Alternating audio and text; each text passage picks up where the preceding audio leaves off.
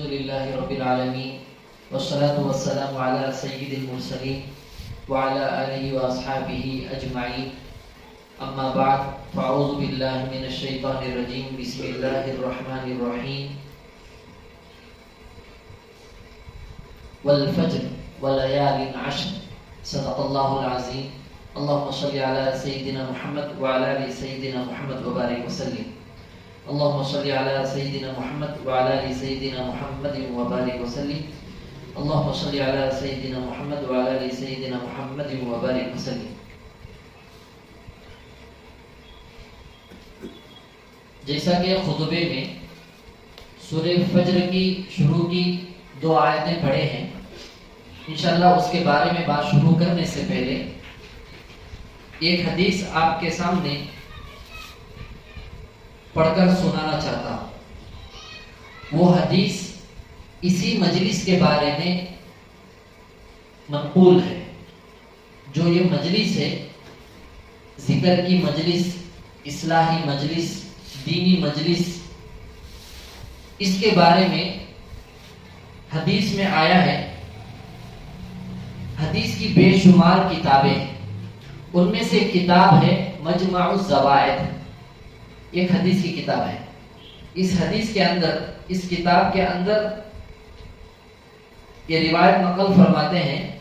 حضرت انس بن مالک رضی اللہ عنہ سے روایت ہے، رسول اللہ صلی اللہ علیہ وسلم نے فرمایا، جو لوگ اللہ تعالیٰ کے ذکر کے لیے جمع ہوتے ہیں اور ان کا مقصود صرف اور صرف اللہ کی رضا،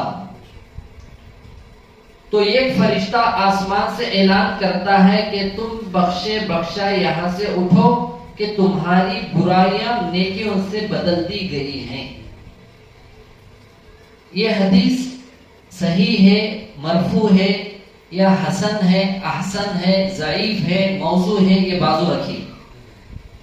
لیکن جو بات کہی گئی ہے اس میں کوئی شک نہیں ہے، کیونکہ رب العالمین کو خالص اللہ کی محبت میں، اللہ کی رضا کے لیے کوئی بھی عمل کرتے ہیں، اللہ کے یہاں بہت پسندیدہ ہوتا ہے. اگر کوئی کمپنی ہے، کمپنی کی ترقی کے لیے اس میں جاب کرنے والا کوئی ایسا کام کرتا ہے جس سے کمپنی کی ترقی ہو، یا اس کی نیت یہ بھی ہو کہ میں یہ مالک کے نظروں میں اور زیادہ نزدیکی حاصل کر لوں، جب انہیں کامیاب ہوتا ہے اسی نیتوں کے ساتھ کرتا ہے تو باقاعدہ انہیں اس کے تکمیل تک پہنچ جاتا ہے. دنیا کا جب ایسا معاملہ ہے، یہ تو آخرت کا معاملہ ہے. تو اللہ یہی چاہتے ہیں جو بھی بندے جو بھی اچھا کام کرتے ہیں وہ صرف میری محبت کے لیے، میری رضا کے لیے کرنے والے ہو جائیں. اس لیے اس حدیث میں آیا ہے، نام یاد رکھ لیجئے، مجمع الزوائد حدیث کتاب کا نام ہے، اور روایت کو نقل فرماتے ہیں حضرت انس بن مالک رضی اللہ عنہ. کیا فرماتے ہیں؟ جو جماعت، جو لوگ صرف اور صرف اللہ کی رضا کے لیے ذکر کرنے کے لیے جمع ہوتے ہیں، آسمان سے ایک فرشتہ اعلان کرتا ہے، اے بیٹھنے والوں، تم اس حالت میں مجلس سے اٹھو گے تم بخشے بخشائے ہو اور اللہ تمہاری تمام برائیوں کو نیکیوں میں بدل دیا ہے. یہ وہی مجلس ہے. یہ اس لیے حدیث پڑھی گئی ہے تاکہ ہمارے کو اس مجلس کے اندر آنے کی فضیلت معلوم ہو اور زیادہ ہمارے دلوں کے اندر اس کی قدردانی موجود ہو اور اس کے اندر اور زیادہ مزید ہمارے اندر طلب آ جائے. بہرحال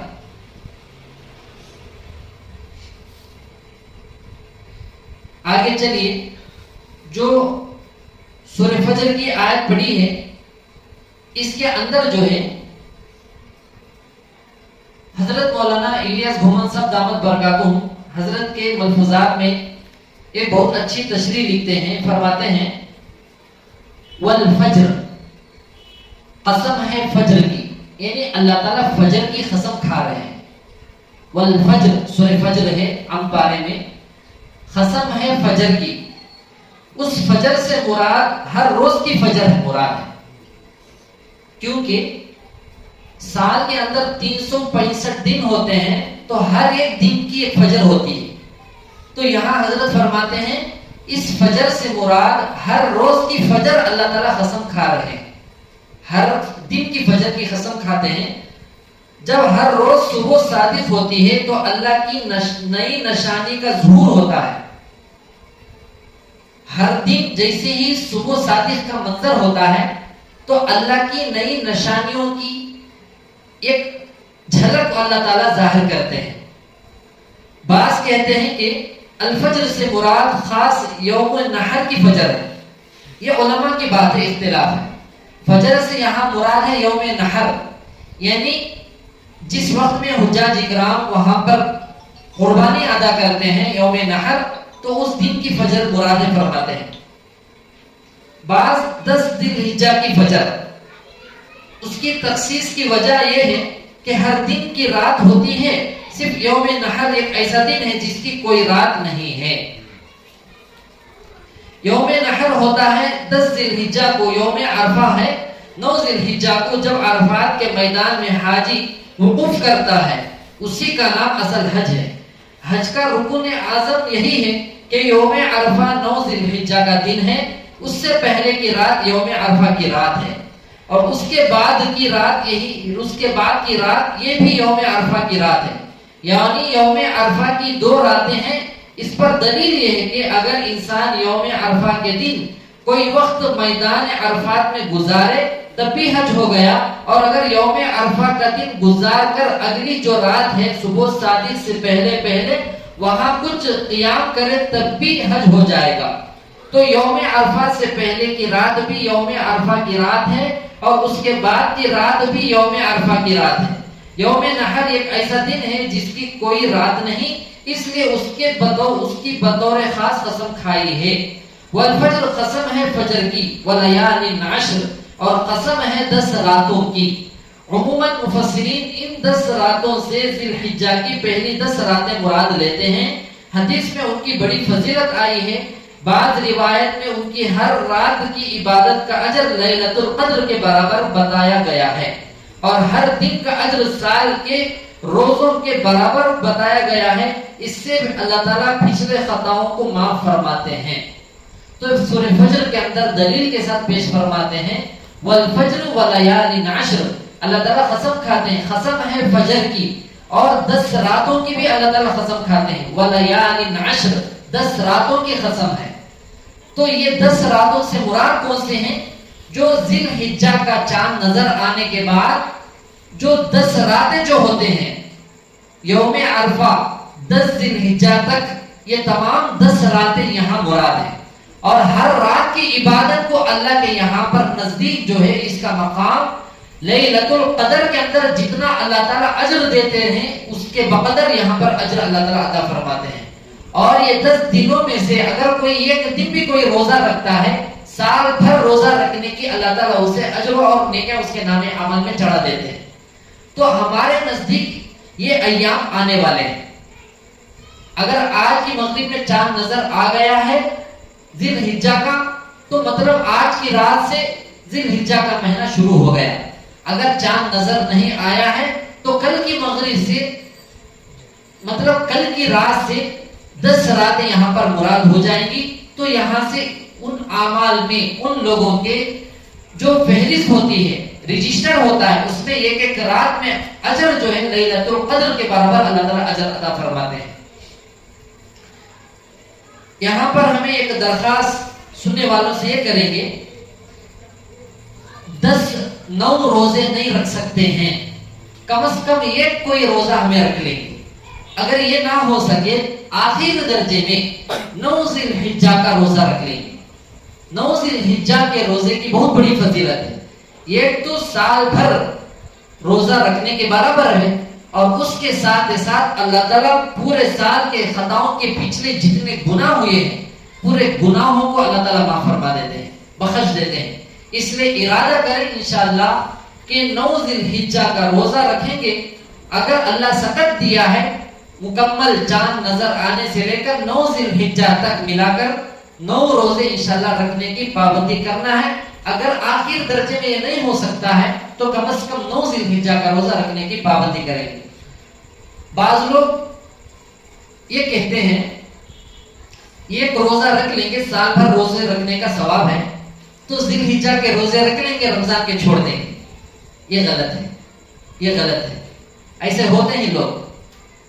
ایک مرتبہ میں کسی ساتھی سے کہا بھائی فرض تو پڑھ لیتے ہیں، سنتوں بھی پڑھ لو، نفل بھی پڑھ لو. اگر کوئی بندہ فرض نمازوں کے بعد پہلے کی اور بعد کی سنتیں اور نفلوں کی پابندی کرتا ہے، فرشتے جو ہے ان کے اجر کو، نیکیوں کو اللہ کے پاس لے جانے کے لیے آپس میں جھگڑتے ہیں. مجھے میں لے کر جاؤں گا، میں لے کر جاؤں گا. اب اس حدیث میں اس بات میں کیا معلوم ہوتا ہے؟ اس بندے کے نام اعمال کل اللہ کے پاس لے جانے کے لیے فرشتے رش کرتے ہیں. تو یہ عمل کے لیے میں آگے بڑھنا چاہتا ہوں. تو وہ ساتھی فوراً کہنے لگے میں فرشتوں کو آپس میں لڑانا نہیں چاہتا ہوں، میں فرشتوں کو آپس میں لڑانا نہیں چاہتا ہوں. ایسے ایک لطیفہ یاد آ گیا. ہمارے مدرسے کے محترم صاحب مفتی ریاض احمد صاحب دامت برکاتہم، وہ بھی خلیفہ ہیں، مولانا ابراہیم صاحب آفریقی دامت برکاتہم کے. ان کو ہمیشہ سردی رہتی ہے، حضرت کو ہمیشہ سردی. تو کلاس میں ایک مرتبہ حضرت جب خوشی میں بات کرتے رہتے ہیں تو بڑے لوگوں کو آپس میں، بزرگوں کو، علماء کو عطر گفٹ دیتے ہیں، ہدیے تحفے عطر بھی دیتے ہیں. تو حضرت اچھے موڈ میں تھے تو اچانک ایک ہمارے ساتھی جو ہے حضرت کو زنڈو بام دیے. تو حضرت غصہ ہوئی، یہ کیوں؟ حضرت کو تو عطر پسند نہیں ہے. وجہ یہ ہے کہ وہ ہمیشہ ناک بند ہے. اب حضرت بولتے ہیں میں عطر لے کر کیا کروں، میں کتنی بھی لگاؤں مجھے خوشبو نہیں آتی ہے، اس لیے حضرت آپ کو میں زنڈو بام دے دیا. تو حضرت کا پورا غصہ ٹھنڈا ہو کر مسکرا کے رکھ لی. تو حضرت جب حج کو گئے تھے، جو صحیح جو کرتے ہیں مطاف میں، ادھر جو صحیح کرتے ہیں صفا مروہ میں دوڑتے ہیں حاجی لوگ، تھوڑا سینہ تان کے، جو آپ صلی اللہ علیہ وسلم جب کیے تھے وہاں حضرت بھی جا رہے ہیں. اچانک ایسا ہوا کہ حضرت کا جو احرام کا جو کپڑا تھا کسی وجہ سے ان کے بیگ کے اندر ہلدی کا کوئی پاکٹ پھٹا تو پورا کپڑا جو ہے یلو کلر ہو گیا تھا. کتنا بھی دھو وہ کلر ہی نہیں جا رہا ہے. تو حضرت کیا کہ یہ کی تھا، پیسے بھی نہیں تھے، تو وہی احرام کے کپڑے کو مان لیے، صحیح کرتے تو پورے لوگ دیکھ رہے یہ کون یلو حاجی آ گیا، پیلا حاجی آ گیا. اب انہوں صحیح کر رہے تھے تو وہاں پر کوئی دوسرا صاحب جو ہے حبشی وغیرہ ادھر عرب ممالک کا کسی جگہ کا، تو انہیں اپنا سامان کے ساتھ جا رہا تھا. تو جاتے جاتے اچانک بار بار حضرت سے ٹکر ہوتی تھی، حضرت سے آگے پیچھے، کیونکہ مجمع زیادہ ہوتا ہے. تو حضرت اس کے اوپر بھڑکے پہلے تو اپنے سامان کو سنبھال، بعد میں چلنے کی کوشش کر. تو جیسے حضرت اسے غصے میں کہے، انہیں فوراً کہا ولا جدال فی الحج، حج میں جو ہے جھگڑا کرنا نہیں. تو حضرت کا پورا ٹھنڈا ہے، غصہ پورا ٹھنڈا ہو گیا، مسکراتے آگے بڑھے. تو ایسے ہی بعض لوگ جو ہے ایسا کرتے ہیں، ایک روزہ رکھ لینے پر پورے سال کا ثواب ہے بول کر روزہ یہاں رکھ لے کر رمضان کا روزہ چھوڑ دیتے ہیں. ایسی بات نہیں. یہ حدیث بھی سنے رہیں گے، رمضان کا ایک فرض روزہ چھوڑ دیں گے جو سکت رکھتے ہیں، بیمار نہیں ہے، مسافر نہیں ہے، غلام نہیں ہے، تو وہ آدمی پر روزہ فرض ہے. وہ روزہ اگر رمضان کا چھوڑ دیا، سال بھر نہیں، پوری زندگی اس کی قضا کرتے رہے، اس کے اجر کو، اس کے ثواب کو یہ جا کر روزے نہیں ملیں گے. اتنی بڑی فضیلت روزوں، رمضان کے روزوں کی. اس لیے رمضان کے روزے اپنی جگہ فرض ہیں، فضیلت اپنی جگہ ہے، اور ذی الحجہ کے روزے اپنی جگہ ہیں، یہ فضیلت اپنی جگہ ہے. تو اس لیے یہاں پر جو ہے ذی الحجہ کا روزہ رکھ لینا ہے، یا اللہ اگر سکت دیا ہے پورے 9 ذی الحجہ تک 9 روزے رکھنے کی پابندی کر لیں. اور ایک بات یہ بھی ہے، حضرت اس جگہ فرماتے ہیں، حضرت مولانا الیاس گومن صاحب دامت برکاتہم کے ملفوظات میں موجود ہے، فرماتے ہیں یہ سمجھنے کی بات ہے، حضرت اس پر بہت زیادہ توجہ دے رہے ہیں. حضرت یہ فرماتے ہیں اگر کوئی آدمی ذی الحجہ کا چاند نظر آ جانے کے بعد ایک روزہ بھی نہیں رکھا، بقرعید بھی ہو گئی، ایسے آدمی کو ہمیں طعن و تشنیع نہیں کرنا ہے. ہمیں ان کو بک بک کی باتیں، الزام نہیں لگانا ہے. ہٹا کھٹا ہے، ایک روزہ رکھ لیتا، 9 روزے رکھ لیتا، کیا جاتا. ایسا بولنے کا کسی کو حق نہیں ہے. کیوں؟ یہ روزہ مستحب کے درجے میں، یہ روزہ مستحب کے درجے میں، نفل کے درجے میں. اس لیے ایسے عبادتوں کے بارے میں ہمیں جو ہے دوسروں کو طعن و تشنیع دے کر الزام لگانا یہ بہت بڑا گناہ ہے. حضرت آگے فرماتے ہیں کہ علماء کرام کی زبان میں یہ بات موجود ہے کہ اگر کوئی عبادت مستحب ہے، نفل ہے، اسے زور دے کر کوئی الزام لگاتا ہے اور اس پر زیادہ زور دے کر پابندی لگاتا ہے، نعوذ باللہ یہ چیز بدعت میں بدل جائے گی، اسی کو بدعت کہیں گے۔ اب 9 ذی الحجہ اور ذی الحجہ کے 9 روزے، 10 اس کے عید کے پہلے جتنے بھی روزے ہیں وہ نفل نہیں، مستحب ہے۔ اگر یہ ضروری ہے بول کر اگر کوئی اس پر زور دیتا ہے، اسی کو کہیں گے بدعت، اسی کو کہیں گے بدعت۔ اور اس کے آگے یہ بھی بات یاد رکھ لے، حدیث میں آیا ہے، میرے اور آپ کے آقا صلی اللہ علیہ وسلم فرماتے ہیں جب تم ذی الحجہ کا چاند دیکھ لو اور تم میں سے کسی کا قربانی کرنے کا ارادہ ہو تو اسے قربانی کرنے تک اپنے بال اور ناخن کاٹنے سے احتراز کرنا چاہیے۔ یہ حدیث صحیح مسلم کی حدیث ہے، یعنی بہت بڑی حدیث کی کتاب میں یہ روایت منقول ہے، لیکن اس کا مطلب یہ نہیں کہ چاند نظر آنے کے بعد قربانی واجب ہے تو یہ 10 دن ہو گئے، 20 دن ہو گئے، 40 دن ہو گئے، 1 مہینہ گزر گیا، ناخن لمبے رکھ لے کر بال مونچھ وغیرہ بال سبھی ایسے ہی رکھنا یہ بہت بڑا گناہ ہے، یہ صحیح نہیں ہے۔ اور ان بالوں کو 9 ذی الحجہ کا چاند جن کے اوپر قربانی واجب ہے، ایسے لوگ 9 ذی الحجہ کا چاند نظر آنے کے بعد بال ناخن یہ نہ کاٹنا یہ مستحب کے درجے میں، نہ فرض ہے، نہ واجب ہے، نہ سنت ہے، نفل ہے، کر لیتے ہیں ثواب ہے، اگر کاٹ لیتے ہیں گناہ بھی نہیں ہے، پکڑ بھی نہیں ہے، پوچھ بھی نہیں۔ اب یہاں پر جب ہمیں اسکول پڑھ رہے تھے علی لال، ہمارے ہی کلاس میں ایک ساتھی جو ہے، نام کی ضرورت نہیں ہے، تو جب اسکول کھلی عید کے بعد انہوں حلق کرا کے تھے، مطلب گن کرا کے تھے، حلق کرا کے ٹکلا کر کے تھے۔ اب جب میں ان کو پوچھا بھائی تم حلق کیوں کر کے ہو، اس نے کہا کہ ہمارے اوپر تو قربانی واجب نہیں ہے، تو اس لیے ہمیں جو ہے چاند نظر آنے کے بعد عید کے دن ہمیں گن کرائے تاکہ قربانی کے برابر ہو جائے۔ یہ مسئلہ صحیح نہیں ہے، غلط ہے، ایسے لوگ کرتے ہیں۔ تو اس مسئلے کو بہت عام ہمیں کرنا ہے کہ چاند ذی الحجہ کا نظر آ جانے کے بعد جن لوگوں پر قربانی واجب ہے، ایسے احباب ناخن بال وغیرہ کاٹنا یہ مستحب ہے، نہ فرض ہے، نہ واجب ہے، نہ سنت ہے۔ بڑے رکھ لینے سے بیماریوں کے اندیشے ہوتے ہیں، اس سے بہتر ہے ہمیں کاٹ لینے میں خیر ہے، عافیت ہے۔ تو ان باتوں کو ہمیں سمجھ کر عمل کرنا ہے۔ بس اسی بات پر ہم گفتگو کو ختم کریں گے اور آخر میں زیادہ آپ لوگوں سے یہی اپیل کریں گے، آج کے دور میں جتنا چاہے ہمیں استغفار کا، درود شریف کا اہتمام جتنا ہو سکے ہمیں کرتے رہنا ہے، اپنے کاموں میں رہتے ہوئے، اپنی مشغولیت میں رہتے ہوئے جتنا ہو سکے۔ آخر درجے میں صبح و شام 100 مرتبہ نہیں، زیادہ پڑھتے ہیں 300 مرتبہ کم از کم، اور اس کے علاوہ اٹھتے بیٹھتے اللہ اللہ کا ذکر دل میں زبان میں ہمیں جاری رکھنا ہے۔ اگر یہ چیزوں میں غفلت پڑ جائیں گے تو ہمارے روح کے لیے غذا نہیں ملے گی، تو یہ روح جو ہے برائیوں کی طرف ہمارے ذہن کو بھگائے گی، نفس شیطان برائیوں کی طرف متوجہ کر دے گا۔ اس لیے ہفتہ واری مجلس میں ہمیں آتے ہیں تو پورے برکتوں کو، فیوز و برکات کو اپنے اندر لینے کے لیے، اپنے اندر حاصل ہونے کے لیے یہ حسن نیت سے ہمیں آ کر اللہ سے دعا کریں گے، اللہ تمام برکتوں سے نوازیں گے۔ تو اللہ سب کو بھی عمل کی توفیق نصیب فرمائے۔